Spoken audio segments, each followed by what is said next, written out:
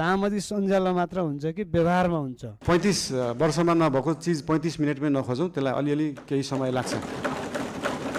जुन एकदमै जोखिमपूर्ण अवस्थामा बस्नु भएको थियो, उहाँहरूलाई चाहिँ अर्को ठाउँ सार्ने काम गरेको हो हामीले। उहाँहरूलाई त्यो हेर्दाखेरि, तपाईँहरूले हेर्दाखेरि त्यो खेदाको अवस्था देखे पनि यो 4 वर्ष अगाडिदेखि नै म स्थानीय सरकारमा हुँदा नै सङ्घ सरकारलाई भनेको कुरा चाहिँ के थियो भन्दाखेरि, उहाँहरूलाई त्यहाँबाट स्थानान्तरण गरेर होल्डिङ सेन्टरमा राखेर जो सहीमा सुकुम्बासी हुनुहुन्छ, जसको चाहिँ देशभरि कतै पनि एक दूर जग्गा पनि छैन, एक आना जग्गा पनि छैन, उहाँहरूलाई चाहिँ त्यो जग्गाको व्यवस्थापन नेपाल सरकारले गर्नुपर्छ। त्यो हाम्रो सरकारको र हाम्रो पार्टीको मान्यता हो, त्यो उहाँहरूले पाउनै पर्छ।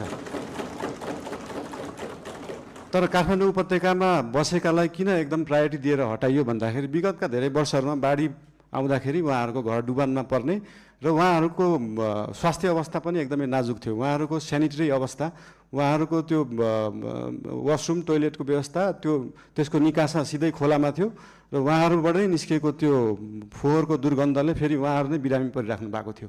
त्यसले गर्दाखेरि उहाँहरू बिरामी पनि परिराख्नु भएको थियो, खोला फोहोर पनि भइरहेको थियो र त्योभन्दा सबैभन्दा ठुलो कुरा चाहिँ उहाँहरूको ज्यान जोखिममा थियो। उहाँहरूको ज्यान जोखिमबाट जोगाउने काम गरेको हो नेपाल सरकारले।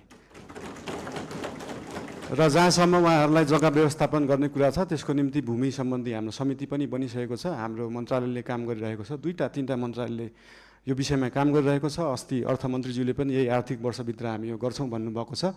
यसको लागि जति समय लाग्छ त्यति समय लाग्छ, हतार गरेर हुँदैन। यो चिजलाई चाहिँ जति समय लाग्छ र लिपुलेक लिम्पियाधुराको बारेमा उहाँले सोध्नुभयो, अघि पनि भनिसके। यो चाहिँ डिप्लोमेटिक रूपमा टेबल टक, तपाईँहरूलाई एउटा कुरा अचम्म लाग्छ होला, मैले पनि अस्ति प्रधानमन्त्री भएपछि नै थाहा पाएँ, भारतले नेपालको जग्गा मात्रै होइन, नेपालले पनि भारतको जग्गा धेरै ठाउँमा मिचेको रहेछ।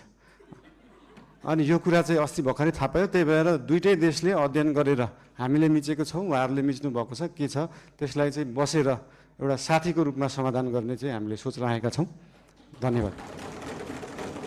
सहकारीको विषयमा पनि सोध्नु भएको थियो। सहकारीको विषयमा पनि अहिले एउटा कोष खडा गरेको छ र बाहिर न्युजमा आए जस्तो नेपाल सरकारको पैसा गएको मात्रै जस्तो देखिन्छ। हामीले सहकारीबाट उठाएको पनि पैसा छ। अस्ति लास्ट विकको रिपोर्ट हेर्दाखेरि 3 करोड जस्तो सहकारीबाट उठाइएको थियो, 50-60 लाख जस्तो दिएको थियो। यसको मतलब सरकारको पैसा गइरहेको होइन, हामीले सहकारीहरूबाट उठाएरै उहाँहरू पीडितहरूलाई पैसा बाँड्ने हो। त्यसमा कुनै पनि कन्फ्युजन नराख्न अनुरोध गर्न चाहन्छु। धन्यवाद।